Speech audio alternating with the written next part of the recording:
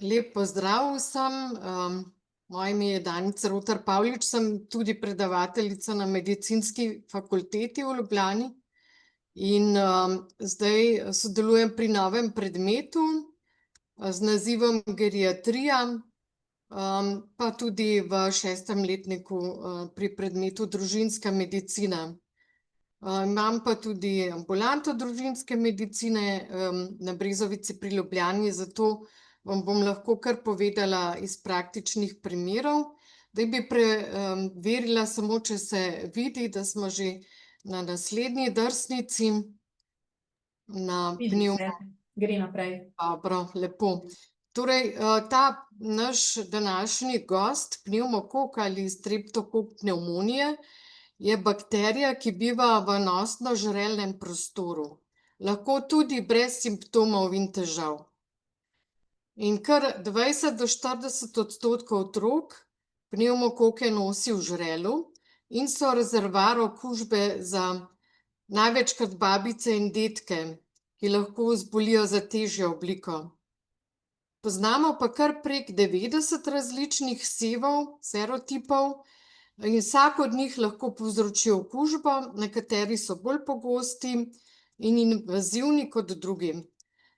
Tako lahko za pnevmokokno okužbo zbolimo večkrat v življenju, zlasti, če imamo veliko stikov z možnimi nosilci, prenašalci. Ker obstaja toliko različnih pnevmokokov, prebolela okužba z enim ne pomeni imunosti za ostale. Zato si pri cepivih prizadevamo, da vsebujejo čim več različnih serotipov, da osebo zaščitimo za tako okužbo, se pravi, da postane odporna. Kot sem že rekla, je rezervoar človeški nosno-žrelni prostor, veliko pri otrocih, pa tudi pri drugih, in prenaša se s kužnimi kapljicami ob kihanju, kašljanju in govorjenju. Inkubacijska doba je pa nekje od 1 do 3 dni. No, zdaj pa lahko vidimo, zakaj je pnevmokok nevaren. Poznamo neinvazivne pnevmokokne bolezni, kot so recimo akutno vnetje srednjega ušesa, potem vnetje obnosnih sinusov, pa nebakteriemična pnevmokokna pljučnica. To so tiste bolj pogoste, se pravi manj grozne, manj ogrožajoče oblike, ampak če si zamislimo, je vnetje srednjega ušesa pri otroku zelo moteče, prav tako vnetje sinusov pri odraslem in pravzaprav imamo tudi veliko bolniških staležev in tudi zdravstvene nege, tako da niso tudi te neinvazivne bolezni tako zanemarljive. Potem imamo pa tiste, ki nas pa res ogrožajo, to so invazivne bolezni, bakteriemična pljučnica, potem imamo lahko vdor v kri, pa celo meningitis. No, če pogledamo, še enkrat je ta okužba s pnevmokoki, ki povzroča vnetje obnosnih votlin srednjega ušesa, pljučnica, okužbe krvi, pa vnetje možganskih ovojnic, tista, ki jo lahko preprečujemo. In jaz tukaj moram pohvaliti primarne pediatre, namreč v Sloveniji je precepljenost otrok 60% proti pnevmokoku. Pri odraslih pa zelo nizek odstotek. Zato si želimo ta delež povečati. Je res, da je najbolj pogosta okužba pri majhnih otrocih, pa pri tistih, ki so starejši od 65 let in tisti, ki imajo kronične bolezni. Nekatere hujše pnevmokokne okužbe, kot so recimo pljučnica, sepsa in meningitis, se seveda lahko končajo s smrtjo. Za bakterijsko pljučnico, nasploh za vse bakterijske pljučnice, je najpogostejši povzročitelj prav pnevmokok. Lahko imamo pa še druge atipične pljučnice, ki so redkejše. Najpogostejši je pnevmokok in Najpogosteje za pljučnico zbolijo starejši in ta pojav bolezni je nenaden, z visoko telesno temperaturo, mrzlico, ob pregledu pa največkrat slišimo poke ob vdihu nad pljuči, nad tistim delom pljuč, ki ga zajema pljučnica. Potem pa bolnik tudi gnojno izpljuva. V laboratorijskih izvidih je levkocitoza, zviša se vnetni parameter CRP. Naj bi pljučnice po pravilih potrjevali tudi z rentgenskimi slikami, vendar v nekaterih slovenskih okoljih že rentgen pljuč ni najbolj na voljo. Kar nas je pa še nekoliko zaskrbelo zadnje desetletje, da se je odpornost bakterije Streptokoka pnevmonije proti penicilinu rahlo zvišala. No, tukaj vidimo, kako izgledajo pnevmokoki pod mikroskopom.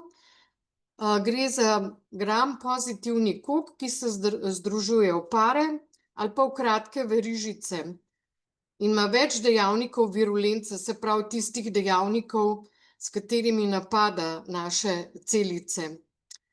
In med temi je najbolj taka virulentna, najpomembnejša polisaharidna kapsula, ki ga ščiti pred tem, da bi fagocitne celice ta mikroorganizem pojedle in ga razgradile. Se pravi, gre za neko zvito bakterijo, ki ima to polisaharidno kapsulo in sestava teh polisaharidov tudi določa serotipe. Smo rekli, da ima pnevmokok lahko čez 90 različnih serotipov.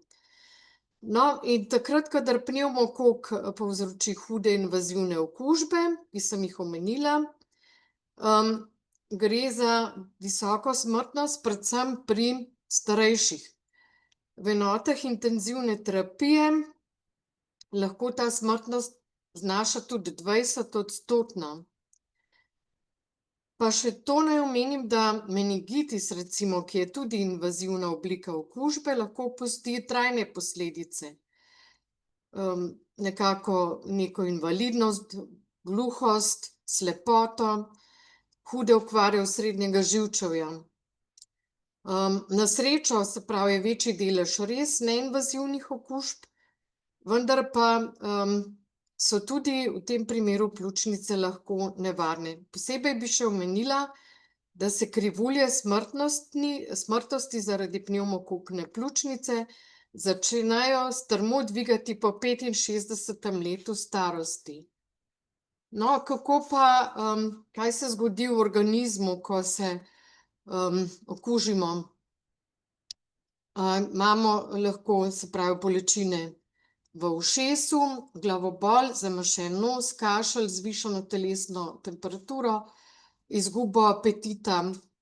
Zdaj, zame tudi te simptomi niso blagi, čeprav jih medicina umešča med blage simptome.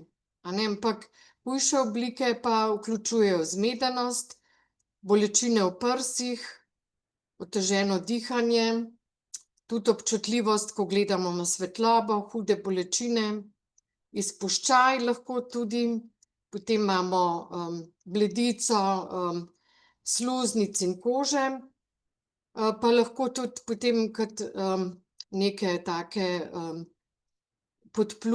potemnelo kožo okoli oči in nohtov. No, jaz se spomnim enega primera pri starejši osebi, ki je imela pljučnico in v ospredju je bila zmedenost. In so bližnji rekli, svojci, ja, gre verjetno za demenco, no, ampak je bila čisto enostavno kot povzročiteljica pljučnica. In dejansko, recimo, smo že srečali primere, ko je neka starejša oseba en dan prej še igrala šah, drugi dan je bila pa popolnoma prizadeta z mrzlico in zmedenostjo. Tako da moramo seveda biti še posebej pozorni pri rizičnih skupinah, tudi pri mlajših od 65 let, to pa so kadilci, potem vse osebe z boleznimi srca in ožilja, osebe z obolenji dihal, potem kronična obstruktivna pljučna bolezen, astma, če se kdo zdravi s kortikosteroidi, potem imamo tudi kronične ledvične bolezni, jetrne bolezni, tudi osebe odvisne od alkohola, so ogrožene skupine. In na srečo imamo zdaj v Sloveniji možnost, da se lahko cepimo zastonj. Vsi starejši od 65 let, pa tudi mlajši od 65 let, če imajo prisotno kronično bolezen. Namreč, kot sem že rekla, velik problem postaja odpornost na antibiotike, še posebno na penicilin in penicilinu podobne antibiotike.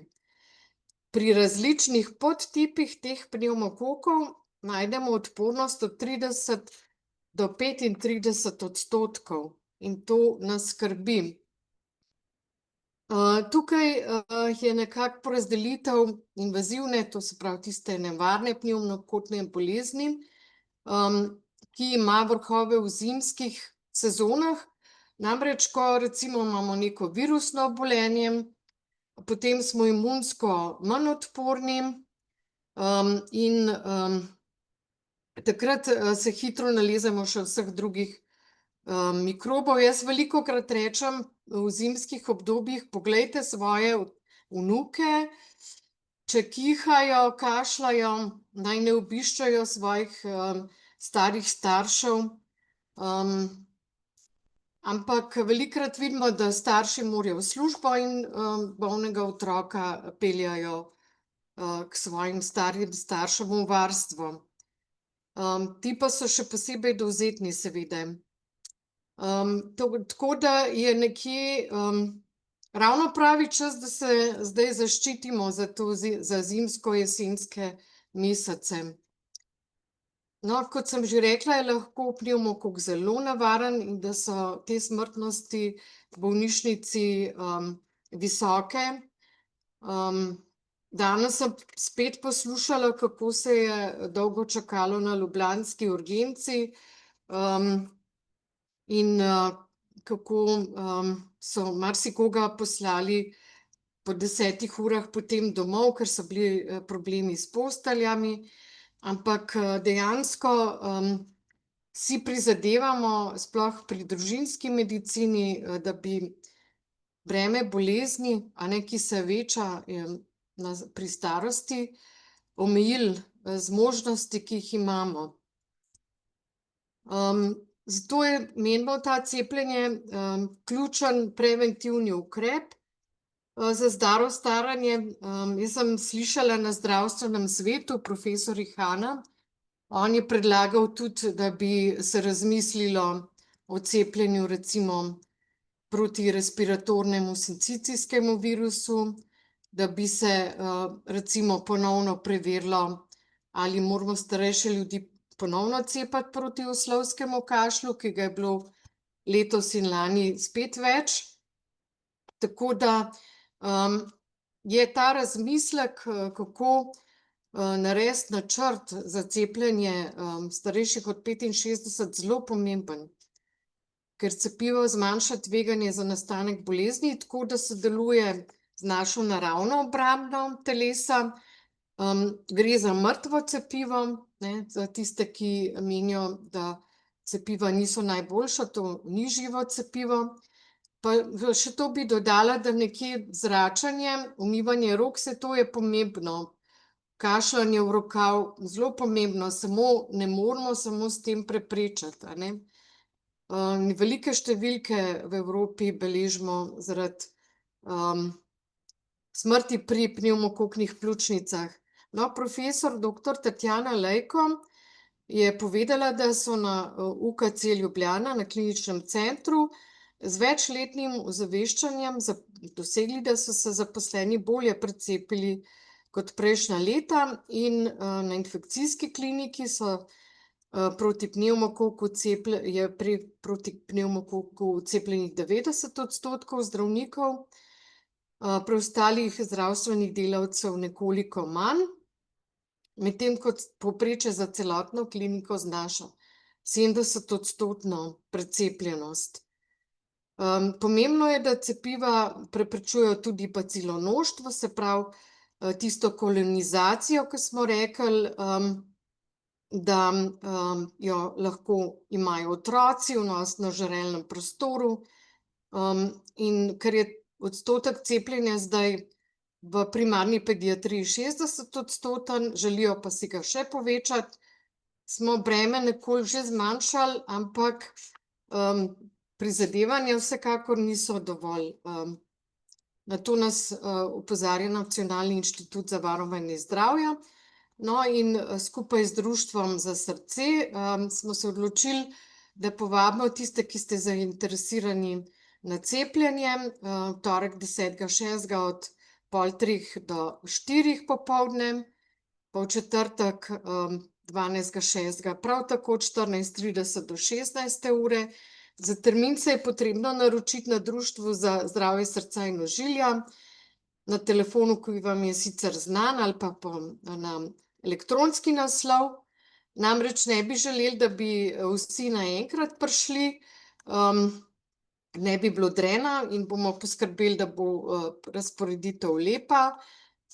S sabo prineste zdravstveno kartico ZZZS, da vas bomo lahko umestili v to brezplačno cepljenje. In vidite, da imamo parkirni prostor, ki ni plačljiv na Novi poti 5, Brezovica pri Ljubljani, da so naši prostori kar nekako ekološko obarvani. Za zaključek bi povedala še enkrat, da je bakterijo pnevmokoka možno najti v nosno-žrelem prostoru pri 5 do 10% celotne populacije. Pri otrocih je pa ta delež 20 do 40%, se pravi, ni nujno, da imamo težave, da nekaj čutimo, a vendar lahko drugi ranljivi osebi, starejši osebi, osebi s kroničnimi boleznimi prinesemo mikrob in ta zaradi slabše imunosti potem se odzove z boleznijo. Recimo, vsekakor je pa potrebno obvezno cepiti vse, ki so izgubili vranico, se pravi, ki so jim odstranili vranico, bodisi zaradi kakšnih bolezni, bodisi zaradi prometne nesreče. To so tako ogrožene osebe, da jih je obvezno cepiti in tudi pridejo od operaterja že s tem navodilom, pisnim navodilom. Potem tistim, ki imajo ušesne vsadke, in še nekaterim kroničnim boleznim, tem, ki jih moramo cepiti, tudi že na kliniki izdajo navodilo, da se oglasijo na cepljenje. No, kot sem rekla, se zdaj nova cepiva so opremljena z več sevi, veliko je teh sevov notri, ne bi zdaj vseh teh številk in črk naštevala. In pri nas trenutno omogočamo cepljenje s 23-valentnim cepivom, kot sem rekla, zastonj, a ne. Velikokrat niti ne povemo neki osebi, ki ima recimo bolezen jeter, ledvično bolezen, ki ima mogoče revmatološko bolezen ali pa ki se zdravi zaradi bolezni krvi, da ima na voljo to cepivo. In to cepivo seveda je varno, učinkovito. Jaz sem se sama tudi cepila z njim, ker med pljučnico ni enostavno, lahko zapusti potem razne brazgotine, lahko kot posledico pusti manjšo pljučno kapaciteto. Zato zakaj bi zmanjševali naše sposobnosti, ki se že tako zmanjšuje s staranjem in naraščanjem emšoja, zakaj bi to mi še dodali s temi možnostmi okužb.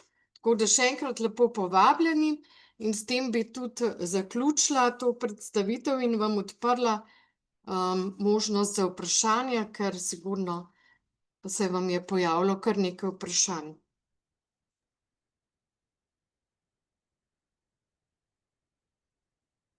A lahko postavim eno vprašanje? Seveda.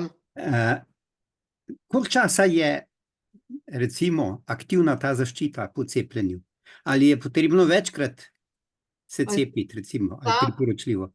Ta trenutna cepilna shema za starejše od 65 let je samo enkratno cepljenje. Se pravi, pri mlajših pa presodimo tudi glede na vrsto cepiva. Ampak to, kar zdaj Zavod za zdravstveno zavarovanje omogoča, namreč brezplačno cepljenje, je cepljenje z enim odmerkom. Mogoče bi še povedala, če se bojo razvila nova cepiva, pa bodo na Inštitutu za varovanje zdravja spremenili cepilno shemo, bojo seveda morali tudi ta navodila podati za druga cepiva, ampak kot rečeno, za 23-valentno cepivo se cepimo enkrat. Hvala lepa. Izvolite vprašati, če ima še kdo kaj.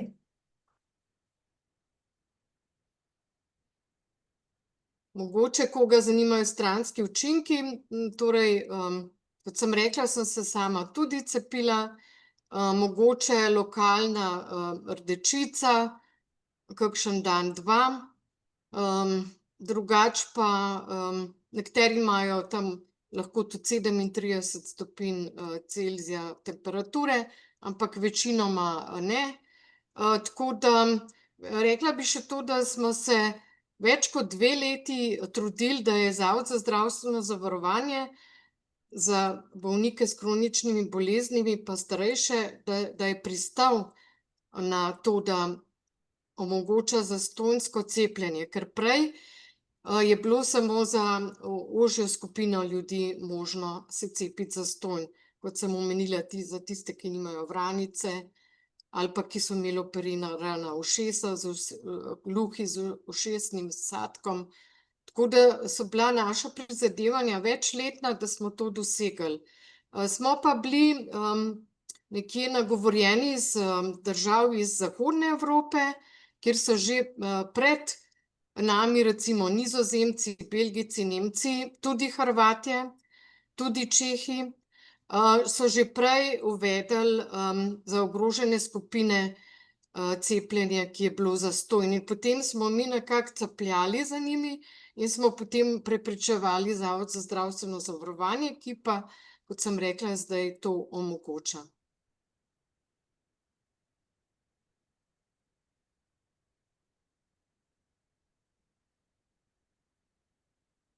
Še kakšno vprašanje? Ja, še jaz bi vprašala, dober dan. Dober dan. Zanima me, vseeno v katerem letnem času se cepimo? Ali je zdaj bolj primerno? Cepljenje ni omejeno na letni čas. Cepimo pa seveda zdrave ljudi, ne, ker cepiti osebo, ki ima že eno okužbo, ni pametno. Tako da je zdaj ravno pravi čas za jesensko-zimske mesece, ko bomo imeli to breme, no.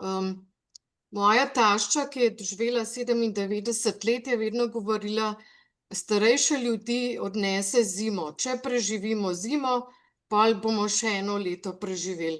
Tako da, ja, zima imajo zaradi drugih okužb, pa jesen, pa tisto obdobje, ko pride gripa, imajo zaradi tega še določena dodatna tveganja. Tako da zdajle je pa ravno pravi čas. Torej, po mojem bi bilo, da imaš res potrdilo, da si zdrav, verjetno prej narediti laboratorijske izvide, kontrolo.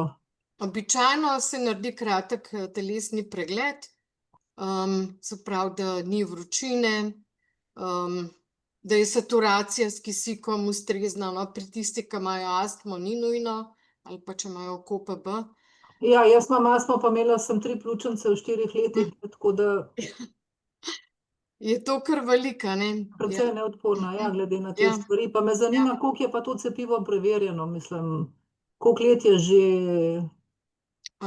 Točno kdaj je bilo v Evropi uvedeno, ne vem, vem pa, da je, se pravi, čim za Evropo FDA, to je ta krovno združenje, čim da potrdilo, je to že velika garancija, ne, to vemo tudi iz primerov redkih bolezni, kjer Evropska FDA še ni dala za določene redke bolezni potrdila, ker so rekli, da je še premalo študij, premalo ljudi bilo preverjenih, ameriške asociacije pa že malo prej dajo, tako da evropska je še bolj striktna kot ameriška in seveda Nacionalni inštitut ne more brez prve odobritve že FDA-ja iti sploh naprej v cepilni program. Seveda moramo vedno imeti to overovljene strani FDA, pa potem NIJZ-ja seveda. To se pravi, da se lahko tudi pri osebni zdravnici cepim. Seveda, ja, tudi vsi so nekje dobili obvestilo večkrat in tudi tam se lahko zmenite, ja, za cepljenje. To ni Ne, jaz imam tako pomisleke zaradi tega, ker Ja. vemo, kaj je bilo s temi cepivi za tako. korono in jaz se To nisem cepila, no, raven z tega razloga, ker ni bilo dosti preverjeno. Pa tiste je bilo živo cepivo, se mi zdi, ne? Covid je imel druge specifike, to bi morali imeti kar celo uro časa, ampak se strinjam, da mogoče vaš zdravnik vas bolj pozna, ker ste rekli, da imate astmo, da ste že imeli pljučnico in ni nobenih ovir, da bi se tam pri njih cepili, a ne, tako da absolutno pa podpiramo in zdaj letos tudi na vseh izobraževanjih govorimo o tem pomenu in širimo tudi med zdravniki družinske medicine o ozaveščenosti in znanju o vseh teh serotipih, o vseh strukturah cepiva in podobno. Ker jaz se opravičujem, ampak še eno. Malo imam pomisleka, ker sem se 2-krat v življenju cepila proti gripi in sem vsakič zelo zbolela. Ja, saj imamo seveda tudi kakšne izjeme, imamo ljudi, ki ne odgovorijo sploh z imunskim odzivom, tako imenovani non-responderji. To najbolj skoraj pozna te značilnosti, na srečo ta delež oseb ni tako velik, ampak te značilnosti največkrat pozna izbrani zdravnik. Vsekakor pa vidim, da tako pulmologi, revmatologi, kardiologi zdaj vse bolj pogosto svetujejo tudi cepljenje v odpustnih pismih. Ja, ker jaz imam tudi to aritmijo, ne, in ja, najlepša hvala. Prosim. Ja, eno vprašanje je v chatu. Je Prevenar 13 cepivo za pnevmokokne okužbe? Prevenar. Zdaj bi morala prav pogledati v cepilni program, tukaj imam ga pred sabo, se pravi PCV 13 je tudi cepivo in tudi PCV 20, sta pa uvrščena na samoplačniško listo za kronične bolnike in za starejše, se pravi 13-valentno pa 20-valentno je trenutno uvrščeno na samoplačniško shemo. Prihaja tudi 21-valentno cepivo PCV 21, trenutno ne vemo, kako ga bodo še uvrstili.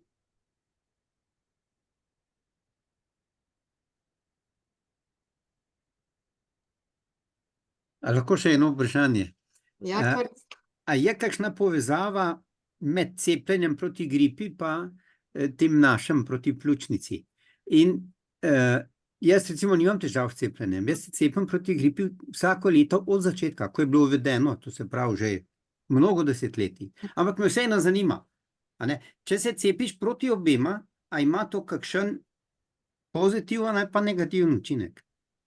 infektologi celo svetujejo, naj se kar sočasno z obema cepijo pacienti. Tako da ni, bom rekla, je večja zaščita potem tudi še proti gripi, a ne. Tako da oni nagovarjajo vse izbrane zdravnike, dajte spodbuditi tiste, ki se pridejo cepiti proti pnevmokoku, da se cepijo še proti gripi. Zdaj te nove seve gripe NIJZ določa pa seveda cepivo, tako da kakšno bo zdaj jesensko cepivo proti gripi, bomo še videli. kakšno sestavo bodo svetovali, no, ampak kot sem rekla, infektologi svetujejo, da bi velikokrat se cepili še proti tem. Zdaj zelo postali so aktivni tudi ginekologi, ker so cepiva zelo učinkovita in dobrodošla tudi v nosečnosti in ščitijo novorojenčka. Tako da zdaj recimo vas lahko, če imate nosečo hčerko, vnukinjo, jo lahko nagovori njen ginekolog, da se cepi recimo proti respiratornemu sincicijskemu virusu in drugim mikrobom. In potem pravijo, da je manj novorojenčkov na intenzivnih enotah po porodu. Tako da so tudi ginekologi se zdaj močno zavestili in to močno promovirajo med nosečimi ženskami. Kar pa seveda pomeni, da je cepivo varno. Hvala lepa.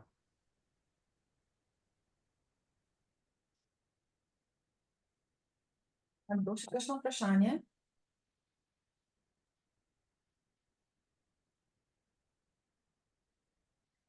Če se kdo želi naročiti za cepljenje, potem kar jutri lahko pokliče ali po prihodnjih dneh in se naroči ali po telefonu ali pa na naš elektronski naslov, pa mu bomo dali termin. Z veseljem vas sprejmemo in veseli vas bomo v naših prostorih.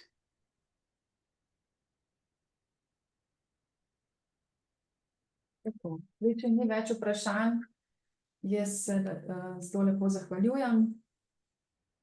Tudi sama se pridružujem in zahvaljujem, da ste me poslušali. Lep večer želim vsem. Hvala enako, lep večer in ostanite zdravi. Tako. Srečno. Srečno. Nasvidenje. Nasvidenje.